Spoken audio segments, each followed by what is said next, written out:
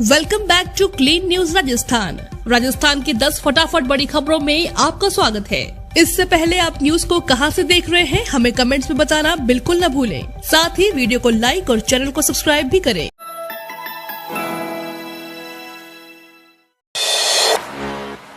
गहलोत बोले, RSS BJP के नौजवानों की होगी भर्ती, बीजेपी को हरकत भारी पड़ेगी। राजस्थान के सीएम अशोक गहलोत ने अग्निपथ स्कीम को लेकर मोदी सरकार पर निशाना साधा है। गहलोत ने कहा कि मुझे चिंता लगी है, ये आरएसएस बीजेपी के नौजवानों को भर्ती करके 4 साल की ट्रेनिंग दिलवाकर कहां भेजेंगे। सीएम गहलोत ने कल जयपुर एयरपोर्ट पर मीडिया से बात करते हुए कहा कि अगर इजराइल की तरह बात हमारे दिमाग में आई तो पहले युवाओं को विश्वास में लेना चाहिए था। लाखों युवक नौकरी का इंतजार कर रहे थे, उन पद पर अग्निपथ और अग्निवीर थोप दिया। अशोक गहलोत ने कहा कि इजराइल में नौकरियों की कमी नहीं है, वहां मैन पावर की कमी है, इसलिए उन्होंने एक सिस्टम बना रखा है। हमारे यहाँ मैन पावर की कमी नहीं है, नौकरियों की कमी है। उल्टा मामला है हमारे देश के अंदर। आप इजराइल से तुलना नहीं कर सकते। मुद्दों से ध्यान डाइवर्ट करने के लिए नए नए शगुफे छोड़ दिए हैं। बीजेपी की हरकतें भारी पड़ेंगी। देश के नौजवान 4 साल से नौकरी का इंतजार कर रहे हैं, उन पर अचानक अग्निपथ और अग्निवीर थोप दिया। अग्निपथ पर 11 राज्यों पे बवाल, 2 दिन में 12 ट्रेनें जलाई, 300 से ज्यादा ट्रेनों पर असर, 2 की मौत। हरियाणा में इंटरनेट बंद। सेना में भर्ती के लिए बनाई गई अग्निपथ योजना में सरकार द्वारा एज लिमिट बढ़ाने के बाद भी प्रदर्शन थमने का नाम नहीं ले रहा है। यूपी, बिहार और तेलंगाना में प्रदर्शनकारियों की ट्रेनें फूंक दी, कई जगह रेलवे ट्रैक और सड़क जाम कर दी गई। इसी बीच रेल मंत्री अश्विनी वैष्णव ने रेल संपत्ति को नुकसान नहीं पहुंचाने की अपील की है। फिरोजाबाद में आगरा लखनऊ एक्सप्रेसवे पर 4 बसों में तोड़फोड़ करके जाम लगाया था। हरियाणा के नारलौन में भी युवाओं ने जाम लगा दिया है। तेलंगाना के सिकंदराबाद रेलवे स्टेशन में भी आगजनी और तोड़फोड़ हुई है। यहाँ हुए हिंसक प्रदर्शन में 1 की मौत हुई, दूसरी मौत बिहार के लखीसराय में हुई है। राजस्थान के भरतपुर जंक्शन रेलवे स्टेशन पर प्रदर्शनकारियों ने पुलिसकर्मी को लहूलुहान कर दिया।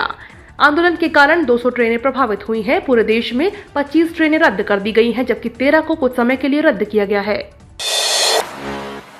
अग्निपथ के जवान को एक मुश्त 12 लाख रुपए मिलेंगे। नौकरी नहीं मिली तो बिजनेस कर सकेंगे, भटक गए तो खतरा भी बन सकते हैं।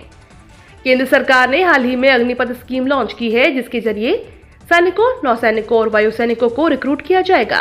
इस स्कीम को अग्निपथ नाम दिया गया है और जिन जवानों को रिक्रूट किया जाएगा उन्हें अग्निवीर कहा जाएगा।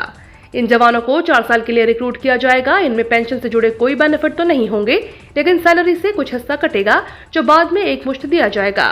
4 साल बाद 25% सैनिकों को ही स्थायी तौर पर नियुक्ति दी जाएगी।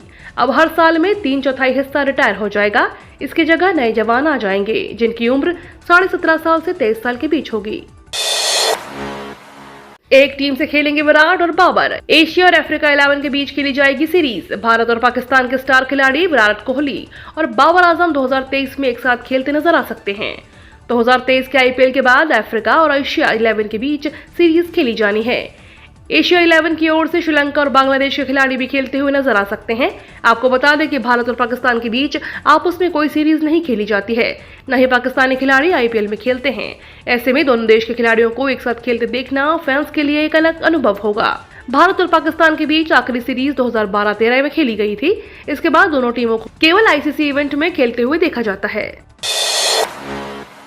इंदिरा गांधी शहरी रोजगार गारंटी योजना के तहत होने वाली संविदा भर्ती पर लगी रोक। मुख्यमंत्री अशोक गहलोत की बजट योजना पर लाई जा रही इंदिरा गांधी शहरी रोजगार गारंटी योजना के तहत प्रशासनिक कामकाज के लिए संविदा के आधार पर की जाने वाली भर्ती स्थगित कर दी गई है। इसे लेकर स्वायत्त शासन विभाग ने प्रदेश के जिला कलेक्टर और जिला परियोजना समन्वयक को सूचित कर दिया है।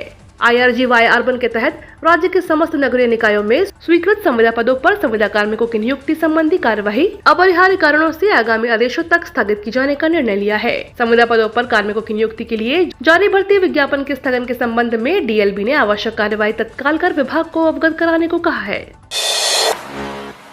पूर्व सीएम वसुंधरा राजे के झालावाड़ दौरे का दूसरा दिन, ग्रामीण अंचलों का कर रही दौरा।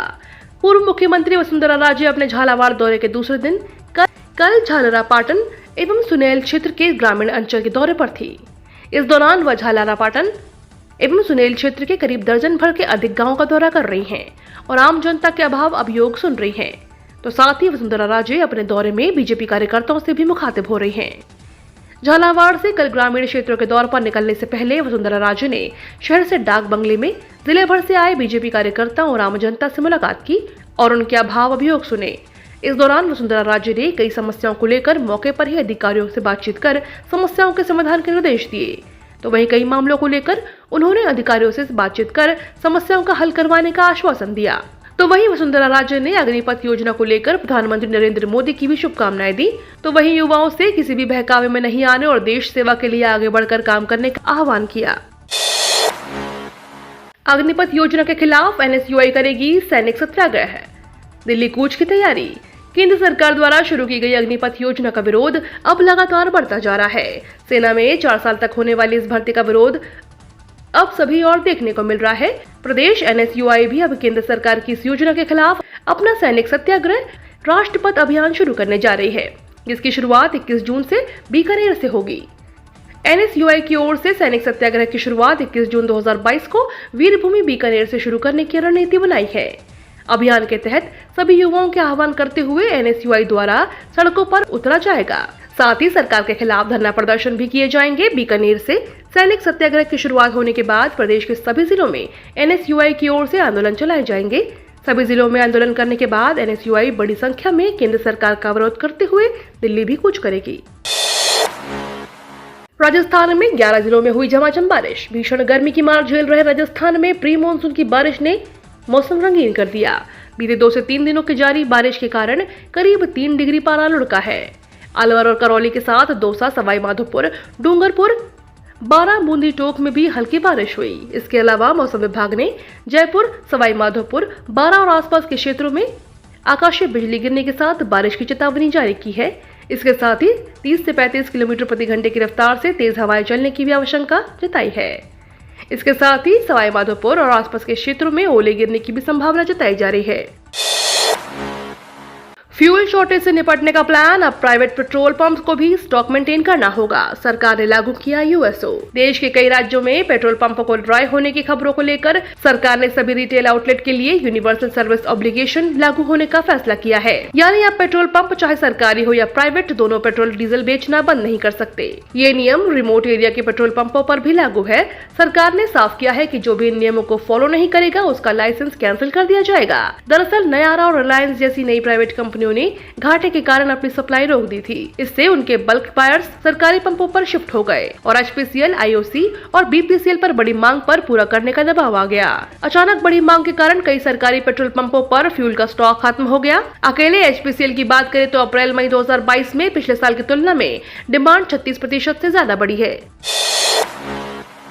राजस्थान में 500 रुपए में मिलेगा गैस कनेक्शन। पाइपलाइन के जरिए घर तक LPG गैस पहुंचाने की शुरुआत राजस्थान में 4 जिलों से होगी।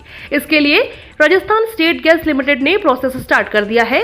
अगले साल मार्च तक जयपुर सहित 4 जिलों में संबंधित कंपनी सप्लाई शुरू कर देगी। राजस्थान में अगले 8 सालों में 96 लाख पाइपलाइन से LPG गैस कनेक्शन दिए जाएंगे। जयपुर शहर में पाइपलाइन से घरेलू कनेक्शन की शुरुआत मार्च 2023 से होगी।